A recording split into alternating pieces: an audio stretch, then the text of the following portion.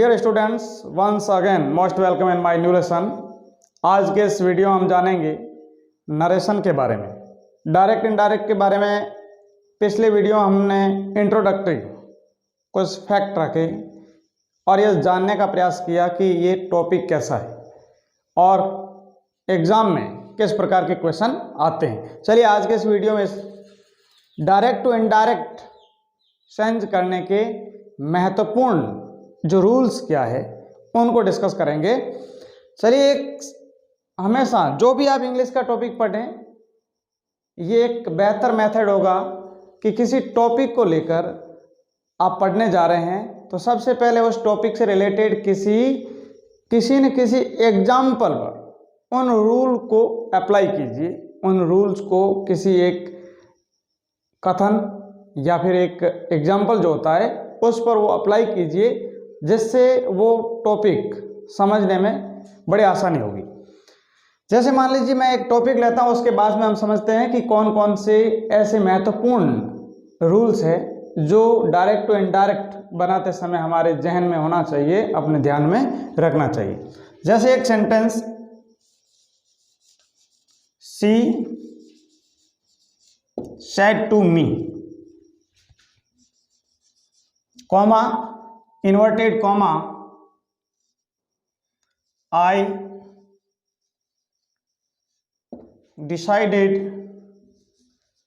to bring a fair name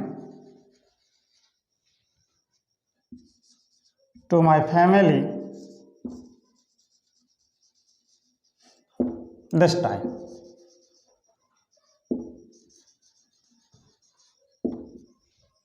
inverted comma बंद। ये एक सेंटेंस है और आप सेंटेंस को देखते ही लग गया होगा कि ये डायरेक्ट है, क्योंकि अभी हमने जिस कोटेशन को और रिपोर्टिंग वर्ब के सब्जेक्ट और ऑब्जेक्ट को जिस तरह से हमने संजोया है, रखा है, इससे लगता है कि जो कोटेशन है या जो कोट की गई बात है वो एक खास इन्वर्टेड कॉमा में रखी गई है। जब हम इस डायरेक्ट को इनडायरेक्ट बनाते हैं तो इस प्रकार के सभी कॉमाज हैं वो हट जाएंगे और एक सामान्य सिंपल और स्टेटिव सेंटेंस बनकर तैयार होगा। अब नियम किस प्रकार अप्लाई होंगे, तो मैंने कल ही कहा कि जो रिपोर्टिंग वर्ब है उसके सब्जेक्ट और ऑब्जेक्ट में हम किसी भी प्रकार का कोई परिवर्तन नहीं करेंगे। सी, ये रही पहली बात। मान लीजिए इन्वर्टेड कॉमास के अंदर अफर्मेटिव सेंटेंस है या नेगेटिव सेंटेंस है, तो आपको क्या करना है, रिपोर्टिंग वर्ब में सीधी सी बात है, वहां लिखा हुआ मिल जाएगा, या तो से होगा, सेज होगा, या फिर विल से, शैल से, इस प्रकार के वर्ब आएगी। तो उसको आप किस में बदलेंगे, जब इन्वर्टेड कॉमा में एक सामान्य वाक्य है, न कि वो इंपेरेटिव है और न ही जो क्वेश्चन बेस्ड सेंटेंस है। तो इसमें हम क्या करेंगे, इस सेड टू को हम टोल्ड में बदल देंगे। ये बात आप ध्यान रखेंगे। इस तरफ आप एक पॉइंट ये भी रखिए, अगर से आया हुआ है तो इसको हम टेल में बदलेंगे, यानी से के साथ में टू होगा अगर ऑब्जेक्ट है। सेज आया हुआ है तो टेल्स में बदलेंगे, सेड आया हुआ है तो टोल्ड में बदलेंगे, और विल से या फिर सेल से तो वही विल टेल और विल या फिर सेल टेल आ जाएगा। और उसके बाद में टोल्ड की तुरंत बाद हम जो रिपोर्टिंग वर्ब का ऑब्जेक्ट है वो लिखेंगे। उसके बाद में कॉमा को हटा देंगे। दूसरा नियम ये कि हमें कॉमा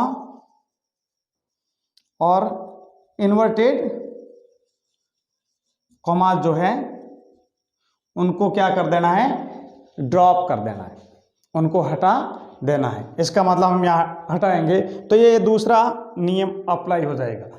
तीसरा रूल बात करें तो हमें एक यहाँ पर खास स्पेशल एक कनेक्टर का यूज करना पड़ेगा, कंजक्शन लगाना पड़ेगा। अगर जो इन्वर्टेड कॉमास के अंदर लिखी हुई बात अफर्मेटिव या नेगेटिव सेंटेंस है, एक सिंपल सेंटेंस है, तो आप कंजक्शन दैट का प्रयोग करेंगे। किसका प्रयोग करेंगे? दैट का, यानी सामान्यतः। तो आप तीसरा नियम ये फॉलो करना है, जब इनडायरेक्ट बनाते हो तो रिपोर्टिंग वर्ब और रिपोर्टेड स्पीच को जब ज्वाइन करेंगे तो एक खास प्रकार का कनेक्टर यूज करेंगे, और यहां पर मैं यूज कर रहा हूं दैट।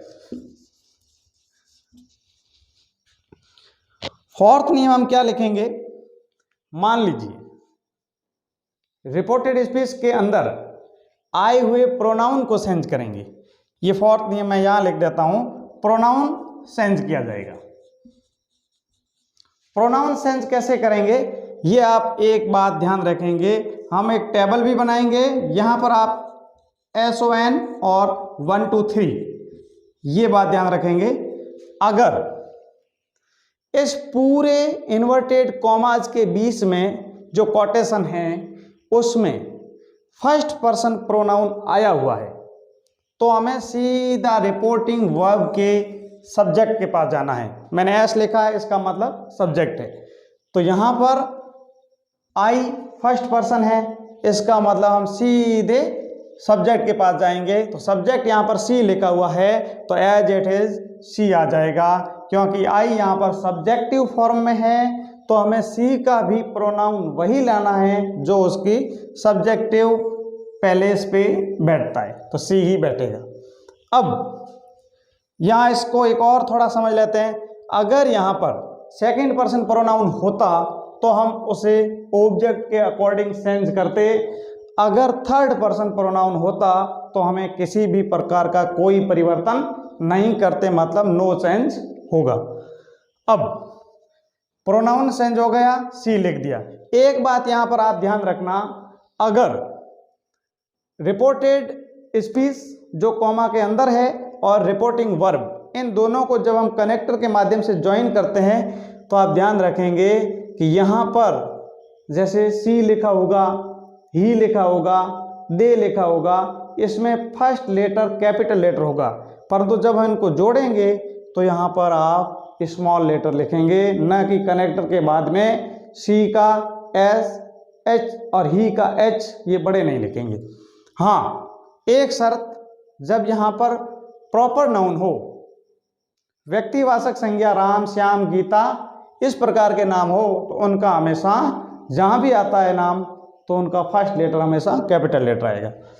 चलिए अब अगला रूल, रिपोर्टेड स्पीच का टेंस चेंज होगा। टेंस चेंज होगा कैसे, मान लीजिए इसको आप समझिए, प्रेजेंट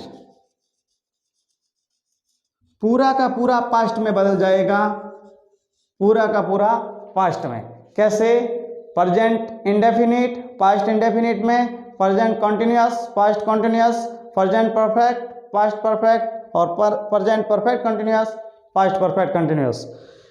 एक शर्त यहाँ और रहेगी, टेंस कब परिवर्तन होंगे, जब रिपोर्टिंग वर्ब पास्ट टेंस में हो।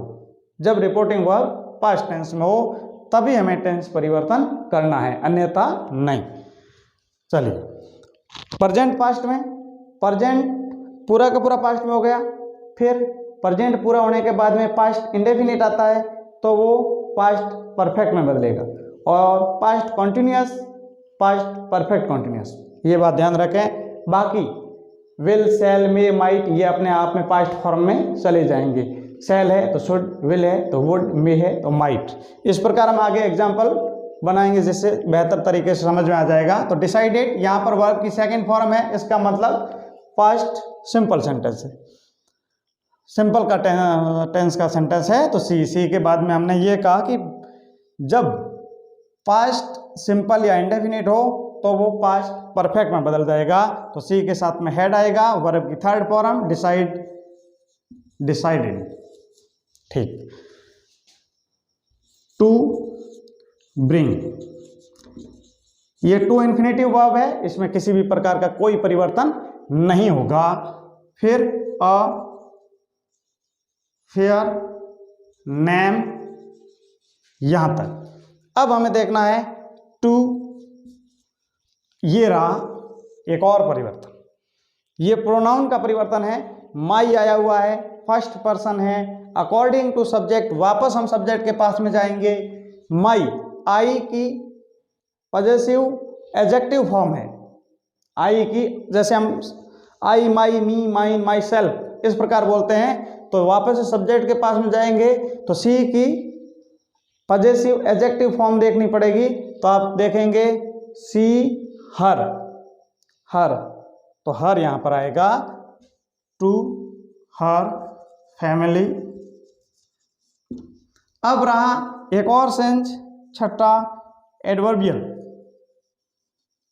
एडवर्बियल सेंस होगा तो आप क्या देखेंगे, टाइम और प्लेस रिलेटेड एडवर्बियल, समय और स्थान बताने वाले एडवर्बियल है, उनको हम परिवर्तन करेंगे। आगे आगे एक टेबल के माध्यम से समझेंगे दिस किस में बदलेगा, दैट किस में, दोज किस में, यानी कौन किस में परिवर्तन होगा। तो दिस है वो दैट में हो जाएगा, दिस का क्या बन जाएगा, दैट, और टाइम का टाइम रहेगा। अब यहाँ पर एक और बात हमें समझनी है, यहाँ पर फुल स्टॉप और इन्वर्टेड कॉमा है।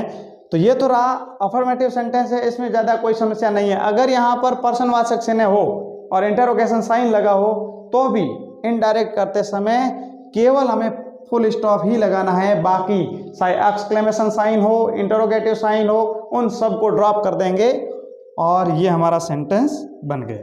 तो ये तो थे डायरेक्ट टू इनडायरेक्ट करने के सामान्य नियम। बाकी ये नियम हम तभी अच्छी तरीके से समझ पाएंगे जब बार बार इनके एग्जाम्पलों को सॉल्व करेंगे। बस मेरे हिसाब से आप सामान्य जो डायरेक्ट टू इनडायरेक्ट सेंस के नियम है वो आप समझ गए होंगे। बस आज के वीडियो में इतना ही। Thank you for watching today's video. Thanks.